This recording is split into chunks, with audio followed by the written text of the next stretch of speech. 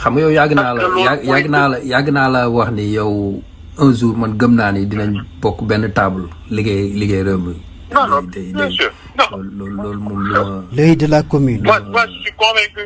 Je suis convaincu de ça. te gëm naa ni aussi tamit Sonko wax dëgg yàlla Ousmane gëm naa ni lu mun na am nañ jubte si moom loo xamante ni soxlawul alalu askan wi te loolu rek moom moo ñu manqué am benn genre intégrité boo xamante ni nasaraan bu ñëw bëgg a liggéey Sénégal il faut ñu gis suñ day doon win-win daal win-win.